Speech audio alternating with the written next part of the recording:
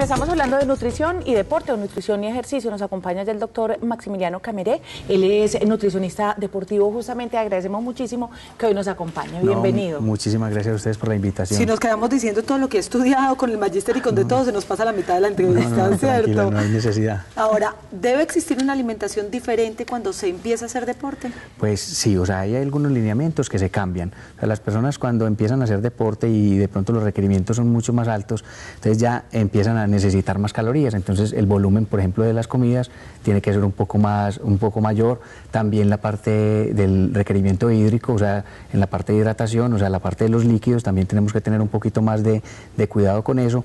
También los requerimientos desde el punto de vista de proteínas también se aumentan. Entonces, sí hay ciertas variaciones desde el punto de vista nutricional cuando la persona empieza a hacer actividad física. Hay que decir también que Carol Aguado está ya muy atenta a través del Facebook de las 3 gracias para cualquier inquietud que tengan los televidentes, pero aprovechen a hacerlo en ese momento, que a veces nos pasa que ya se termina el tema y apenas están escribiendo. Entonces, háganlo ya, conéctense en este instante. Haga ahora o calle para siempre. Exacto. Cuando hablas, por ejemplo, de esos cambios, sé que hoy en día se están cometiendo, no sé si son errores o no, pero sí recomendaciones que van de boca en boca, como por ejemplo, proteína, como usted necesita proteína para sacar músculo, este batido de proteína mañana, tarde y noche. Productos que son de venta libre y que podrían causar daños. ¿Qué hay de bueno o de malo en el consumo de productos así como el ejercicio, la parte nutricional debe ser una prescripción desde el punto de vista individual. O sea, cada persona tiene unos requerimientos diferentes, unas costumbres diferentes, unos antecedentes de salud diferentes. Entonces, no podemos ir recomendando algún producto y que para todo el mundo sea igual.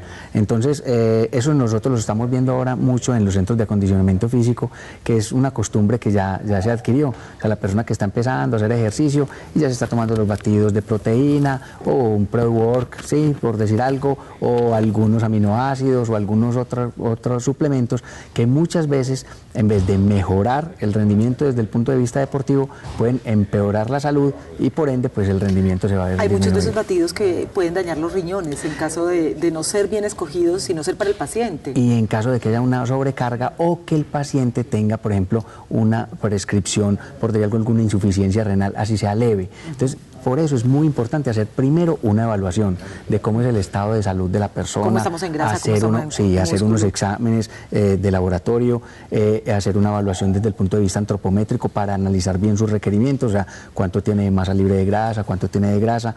En realidad, ver cuál es el propósito de la persona, si tiene que bajar peso, si tiene que subir la masa libre de grasa, o sea, determinar muy bien cuáles son las necesidades y requerimientos de la persona para realizar una adecuada prescripción. Hay una creencia muy popular. Tenemos ya inquietudes a través de las redes. Así es, recuerden que nos pueden escribir a través de nuestro Facebook en las 3 gracias programa de televisión.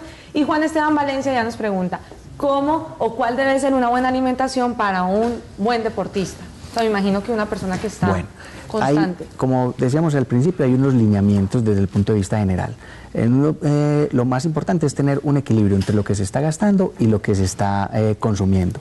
Nosotros, ¿cómo nos damos cuenta en realidad si hay ese equilibrio? Primero, no debe haber una sensación una señal de hambre continuamente. Cuando la persona tiene una hambre constante es que seguramente no está cubriendo con los requerimientos nutricionales que se debe. Otra de los patrones importantes es que la persona se levanta muy cansada. O sea, cuando la persona se siente agotada, se siente demasiado fatigada, seguramente no está consumiendo lo que está requiriendo. Y también no se está recuperando, cuando no se está recuperando entre las sesiones de ejercicio y ejercicio, de uno al otro día se siente cansado, se siente muy agotado.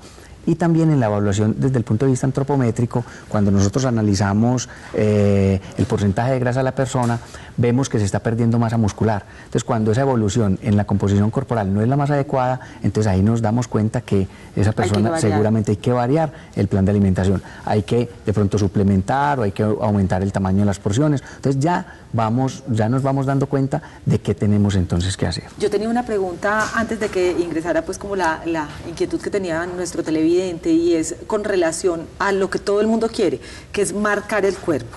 Y es que hay una creencia en los gimnasios y te dicen es que la deshidratación es la que te causa el que te rayes o te marques. Pero tú lo decías al comienzo de la entrevista, tan importante como hacer ejercicio es mantenerse hidratado. Claro, la parte de hidratación es fundamental.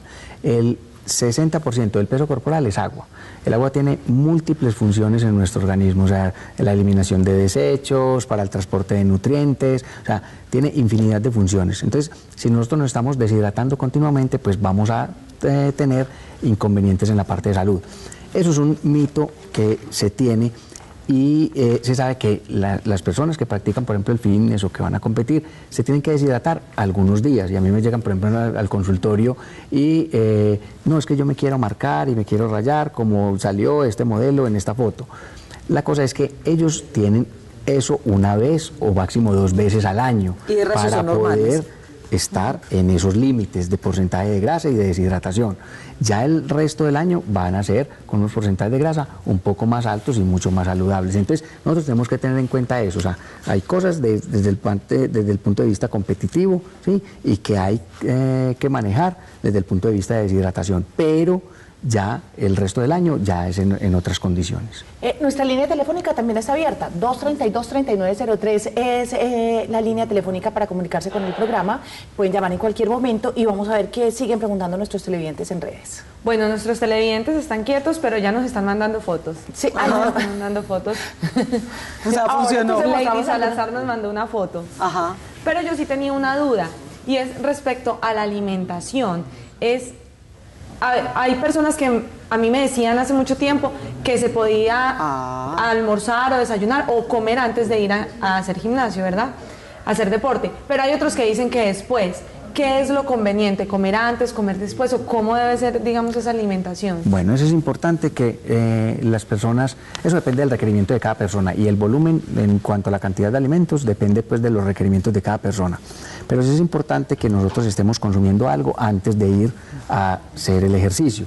Porque muchas veces cuando nos vamos en ayunas o pasan muchas horas sin comer algo y vamos a realizar el ejercicio, a los 20, 25, 30 minutos de haber empezado a hacer el ejercicio, mucha parte de la masa muscular se está utilizando como fuente de energía.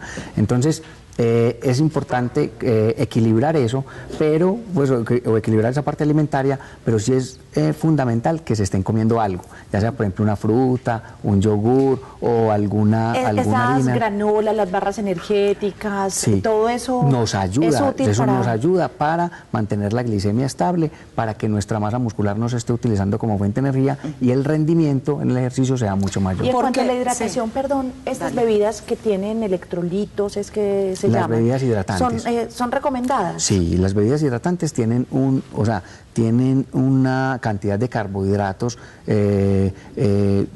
los carbohidratos necesarios para nosotros recuperar como esas reservas energéticas que vamos perdiendo en el ejercicio, tienen la cantidad de electrolitos o de minerales que también vamos perdiendo nosotros en el sudor, o sea que son adecuadas para nosotros hidratarnos, sobre todo en actividades de más de 90 minutos, o sea, en actividades de más de hora y media, 2 horas, son importantes.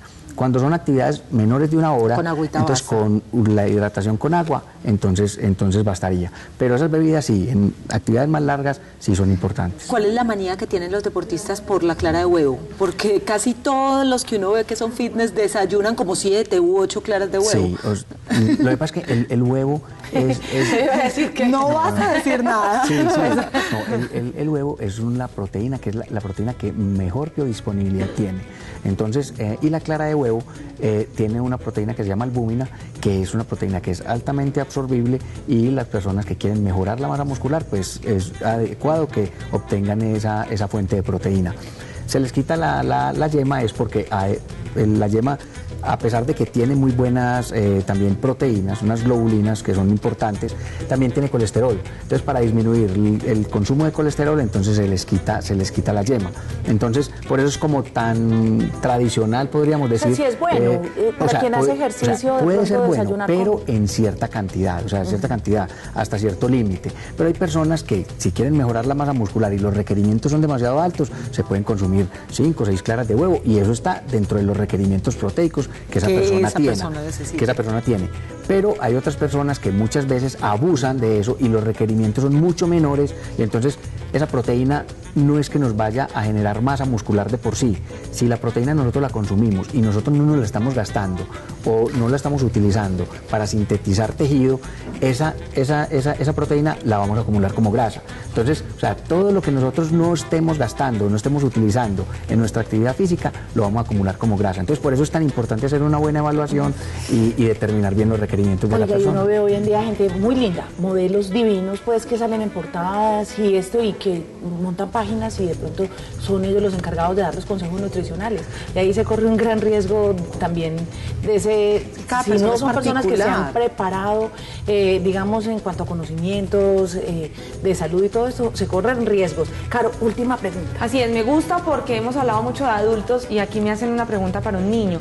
Verónica Mejía dice que tiene un niño de 12 años que es diabético. ¿Qué cuidados debe tener al momento de hacer ejercicio? Bueno, y para todo el mundo sirve. Pero esa es una excelente pregunta. Sí, lo que pasa es que de pronto ahí ya habría pues que tener en cuenta varias cosas. O sea, si el niño es insulino dependiente, si no es insulino dependiente, si toma hipoglicemiantes, qué intensidad de ejercicio entonces está haciendo, si está compensado o no está compensado. Entonces ya si es un caso muy particular, ¿sí? que requiere una atención, porque dar una recomendación de pronto como al aire no sería como lo más pertinente, y de pronto si es un niño que es, como dices, es diabético, ya es mucho más susceptible a que tenga algún efecto secundario, y de pronto podríamos... Como siempre no hay nada, lo que hablamos nosotros en el programa es una entrevista de manera genérica, pero no hay nada que te quite la ida donde el profesional para que de esta forma te hagan tu plan individual, obviamente. De todas maneras, creo que hay una buena oportunidad porque vas a realizar vas a dictar una conferencia en el marco del congreso que se realiza con Expo Fitness, que es muy interesante porque está dirigida a todas las personas interesadas en el tema del deporte y la salud. ¿Podemos hacer la invitación, por favor? O sea, ahora del 19 al 21 vamos a tener un congreso internacional donde van a venir varios expositores de México, de Venezuela, de Brasil, y vamos a estar trabajando en este tema que nos apasiona tanto, que es el de la nutrición, la actividad física y el deporte. En cuanto a la conferencia, pues particularmente mía, voy a trabajar acerca de las personas que están empezando a hacer ciclismo de ruta, maratón y triatlón, esas personas que están como encaminadas a participar en este tipo de eventos y lo quieren hacer de una buena manera y se quieren preparar bien desde el punto de vista porque nutricional. Además ha crecido en nuestra ciudad la cantidad de maratones que se hacen y de medias maratones que se hacen al año. Y gente montando en bicicleta. Buenísimo. Así. Le voy a pedir un favor, Maximiliano, abusando de la confianza, y como estamos en cámara, no puedo decir que no. No, tranquila. Y además con esa miradita, ¿quién le dice? Es que hay muchas preguntas a través de las redes que posiblemente no alcancemos pues a decir aquí al aire, entonces 10 minutos que te tomes a darle respuesta a las más generales. No hay problema. ¿Listo? No se preocupen. Muchas gracias a ustedes. Para que no nos regañen y ustedes no se vayan a quedar con la duda. Gracias por participar.